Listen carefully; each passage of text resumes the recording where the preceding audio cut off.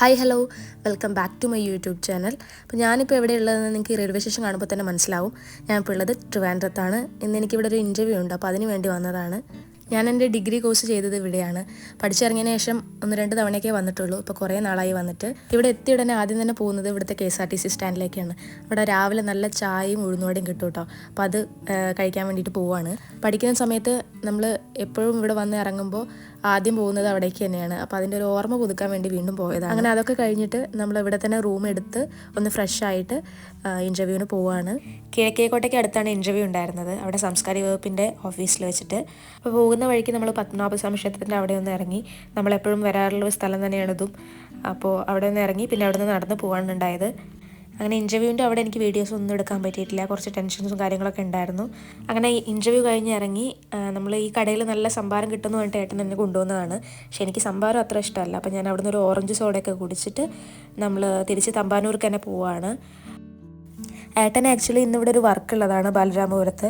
അപ്പോൾ എന്നെ ഇൻ്റർവ്യൂവിന് വിട്ടിട്ട് ഏട്ടൻ അങ്ങോട്ടേക്ക് പോകാമെന്നാണ് ആദ്യം വിചാരിച്ചിരുന്നത്. പക്ഷേ എൻ്റെ അപ്പോഴത്തെ ഒരു ടെൻഷനൊക്കെ കണ്ടിട്ട് ഏട്ടൻ ഇൻ്റർവ്യൂ കഴിയുന്നവരെ അവിടെ തന്നെ നിന്നു.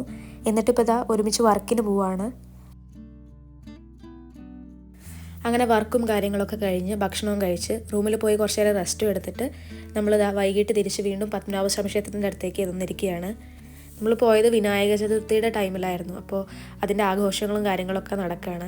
നല്ല തിരക്കാണ്. പഴവങ്ങാടി അമ്പലത്തിൻ്റെ അവിടേക്കൊന്നും നമുക്ക് പോകാനേ വയ്യ, അത്രയ്ക്കധികം തിരക്കാണ്. എന്നാലും നമ്മൾ കുറച്ച് നേരം അതുവഴിയൊക്കെ ഇങ്ങനെ നടന്നു. ഇവിടെ എനിക്ക് ഒരുപാട് ഓർമ്മകളുള്ളതാണ്.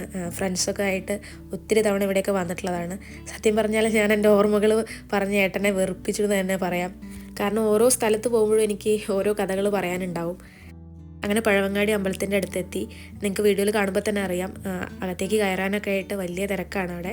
അങ്ങനെ നടക്കുന്ന വഴിയാണ് നമ്മളിവിടെ ജെമിനി സർക്കസ് ഉണ്ടെന്ന് അറിഞ്ഞത്. അപ്പോൾ ഒന്ന് അവിടെയും കൂടെ ഒന്ന് കയറാമെന്ന് വിചാരിച്ചു. കുറേ നാളായി പോയിട്ട്. കുട്ടിക്കാലത്ത് അച്ഛൻ്റെ അമ്മയുടെയൊക്കെ ഒപ്പം പോയത് മാത്രമാണ് ഇപ്പോൾ ഓർമ്മയുള്ളത്. അങ്ങനെ നമ്മൾ ടിക്കറ്റൊക്കെ എടുത്ത് സർക്കസിന് കയറി. സർക്കസ് തുടങ്ങാൻ പോകുന്നതേ ഉണ്ടായിരുന്നുള്ളൂ. ആൾക്കാരൊക്കെ വന്ന് തുടങ്ങിയിട്ടേ ഉള്ളൂ. നമ്മളെന്തായാലും അകത്ത് കയറി ഇരുന്നു.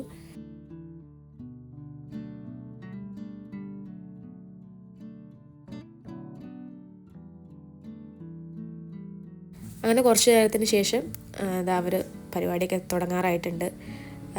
ഒത്തിരി നാളത്തെ പ്രാക്ടീസിൻ്റെ ഫലമായിട്ട് നമ്മളെ ശരിക്കും അത്ഭുതപ്പെടുത്തുന്ന രീതിയിലാണ് അവരുടെ പ്രകടനങ്ങളൊക്കെ എല്ലാവർക്കും അറിയുന്നുണ്ടാവും. നമുക്കത് കാണുമ്പോൾ ഒരേ സമയം അത്ഭുതവും അതുപോലെ തന്നെ പേടിയും തോന്നും. ആ രീതിയിലാണ് അവരുടെ പെർഫോമൻസൊക്കെ.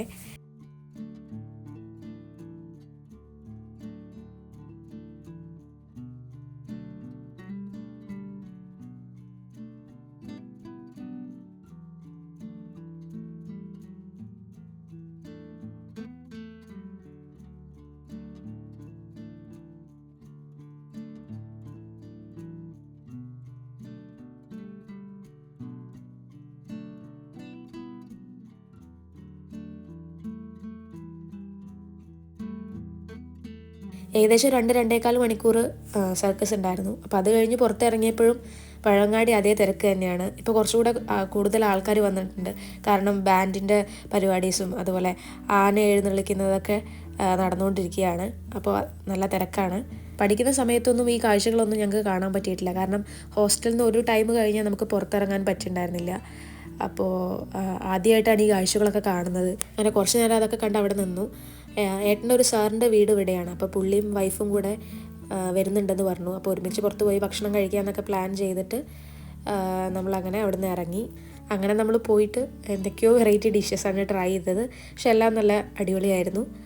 അങ്ങനെ ഈ വ്ളോഗ് ഞാൻ ഇവിടെ എൻഡ് ചെയ്യാണ്. കാരണം ഇത്രയും ഞാൻ വീഡിയോസ് എടുത്തിട്ടുള്ളൂ. പിന്നെ നമ്മൾ റൂമിൽ പോവുകയാണ് ചെയ്തത്. തൊട്ടടുത്ത ദിവസം നമ്മൾ പൊന്മുടിയിലേക്കാണ് പോയത്. അപ്പോൾ അത് അടുത്ത വീഡിയോ ആയിട്ട് അപ്ലോഡ് ചെയ്യാം. അപ്പോൾ ഈ വീഡിയോ ഇഷ്ടപ്പെട്ടാൽ please do like, share and subscribe. Thank you for watching.